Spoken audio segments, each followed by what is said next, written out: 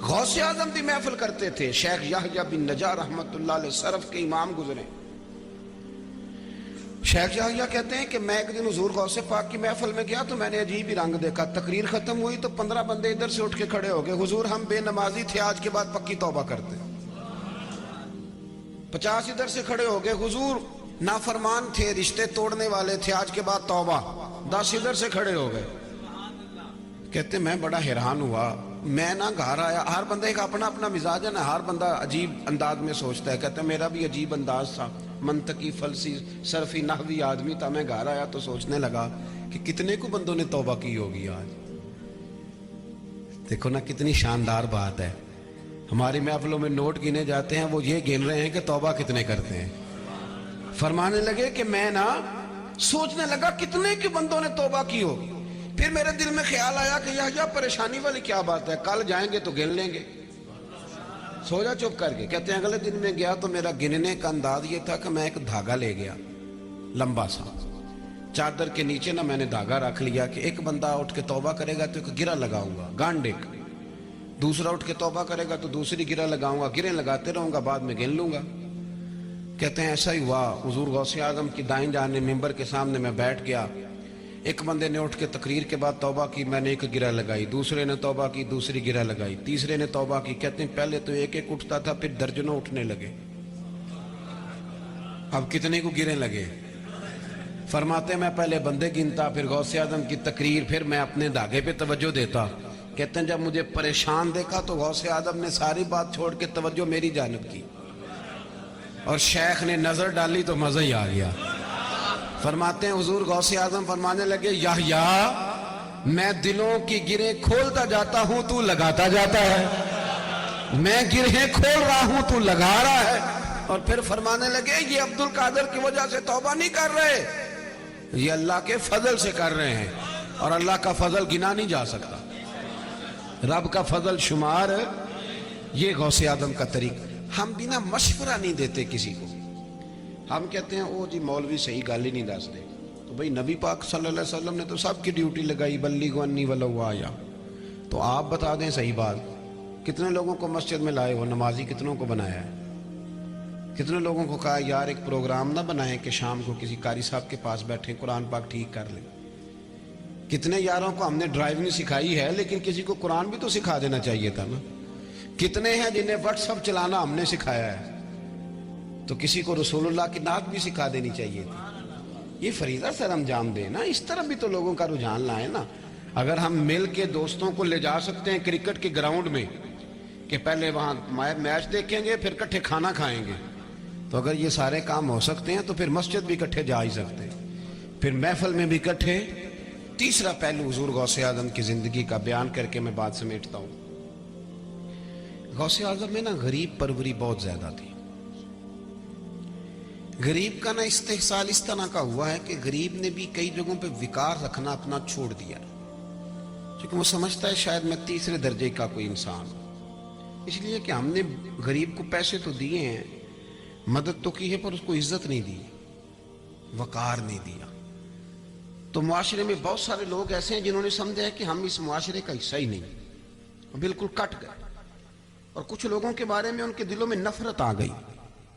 دیکھیں نا, جب صرف ڈیزائن کی خاطر کپڑے بدلے جائیں, ہمارے کپڑے اب پرانے نہیں ہوتے, اب ڈیزائن بدل جاتا ہے. پہلے کپڑے پرانے ہوتے تھے, اب ڈیزائن بدلتا ہے. جب ڈیزائن کی خاطر کپڑے بدلے جائیں اور پڑوسی کی بیوی روز 6-7 شاپر بازار لے کے جائے اور لے کے آئے, اور ساتھ والے گھر میں بالکل بوڑھی اماں لیٹی ہو اور اس کے پاس شوگر کی دوائی کے پیسے ہی نہ ہوں, پھر نفرتیں پروان چڑھتی. جو تنگ آتے ہیں وہ جنگ کرتے ہیں, پھر حالات خراب ہوتے ہیں. حضور غوث پاک رضی اللہ تعالیٰ عنہ نے نا اس بات کا بہت سختی کے ساتھ خیال رکھا, بڑی سختی کے ساتھ. میں سوچتا ہوں کہ جب یہ لوگ کوشش کرتے تھے نا, اخلاص ہوتا تھا, تو اللہ پھر انہیں موقع بھی عطا فرماتا تھا, پھر انہیں اللہ موقع بھی دیتا تھا. حضور غوث اعظم کی مصروفیت صبح شام کی میں نے آپ کو بتا دی, اس کے باوجود غوث اعظم ٹائم نکالتے تھے. ایک دن وقت نکال کے گئے دجلہ کے کنارے, گھومتے گھومتے. میں ایک بزرگ تھے, برطانیہ کا ایک شہر ہے, تو میں نے ان سے ایک بات سنی, مجھے بڑی مزہ آیا. ہم لوگ وہاں موجود تھے تو ایک صاحب ان سے کہنے لگے کہ حضرت صاحب لوگ مجھ سے محبت نہیں کرتے، آپ سے لوگ بڑا پیار کرتے ہیں. تو وہ کہنے لگے آپ رہتے ہیں آسمانوں پہ تو میں زمین پہ گھومتا ہوں. بڑی میرے دل کو بات لگی. کہنے لگے بندہ زمین پہ گھومے نا تو اس کا لوگوں سے رشتہ قائم رہتا ہے، لیکن جب کوئی زمین پہ گھومے ہی نہ، کوئی نہیں سمجھ آئی آپ کو میری بات.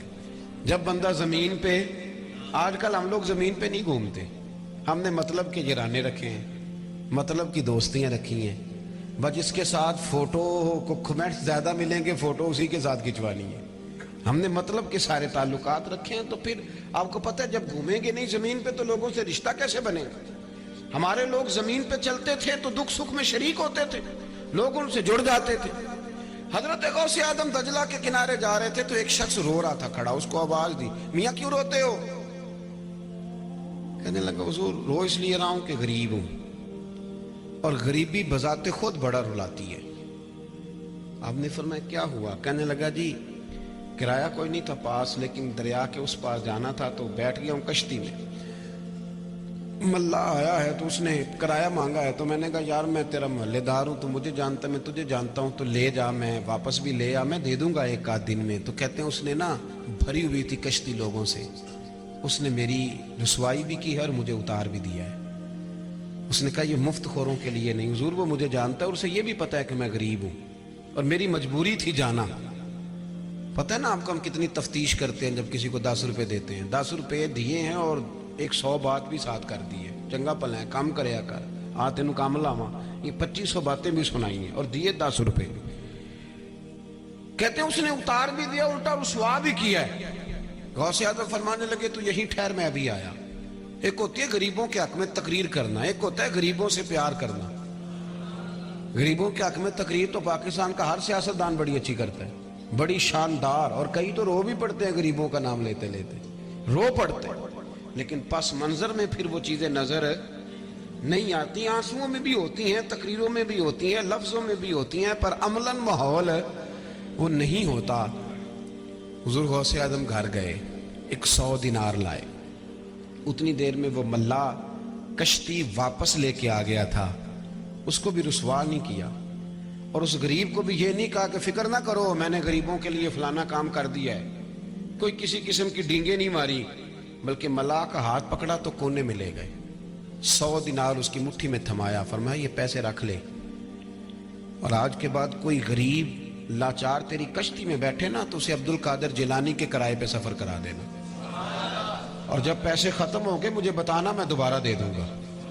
لیکن کسی غریب کو آج کے بعد رسوا نہیں کرنا. یہ مزاج تھا، یہ شوق تھا، اور یہ اگر بندہ پیدا کرے تو پیدا ہو جاتا ہے. یہ طبیعت انسان بنائے تو طبیعت. امام غزالی فرمایا کرتے تھے تو بانٹنے کی نیت کر، اللہ تجھے بانٹنے کی توفیق دے دے گا. تو ارادہ تو کرنا بانٹنے کا. حضور غوث اعظم رضی اللہ تعالیٰ عنہ حج کے لیے جا رہے تھے. آپ نے جب سفر کا ارادہ کیا تو ہر گلی سے، ہر چوک سے لوگ نکلنے لگے آپ کی زیارت کے لیے. گھوڑوں پہ سفر ہوتا تھا، اونٹوں پہ سفر ہوتا تھا، تو کچھ جگہوں پہ پڑاؤ بھی کرنا پڑتا تھا کیونکہ اللہ نے انہیں بڑی ہی شان عطا فرمائی تھی. کچھ لوگوں کا نام جانے کے بعد ہوتا ہے، کچھ ایسے شاندار ہوتے ہیں کہ زندگی میں بھی کیا ہی بات ہے، زندگی میں بھی ان کی جو اللہ تعالیٰ انہیں وقار دیتا ہے وہ اپنے خاص فضل سے عطا کرتا ہے. حضور غوث اعظم کی حیات میں بھی لاکھوں اور ہزاروں لوگ چوکوں میں کھڑے ہوتے تھے صرف زیارت کرنے کی غرض. یہ اللہ نے انہیں شان عطا فرمائی. آپ نے جب رخت سفر باندھا تو ظاہر ہے کئی جگہوں پہ پڑاؤ بھی ہونا تھا، ٹھہرنا بھی تھا. ایک گاؤں تھا، اس میں دائیں بائیں کے سارے گاؤں، وہ گاؤں سب لوگ آپ کے مرید تھے.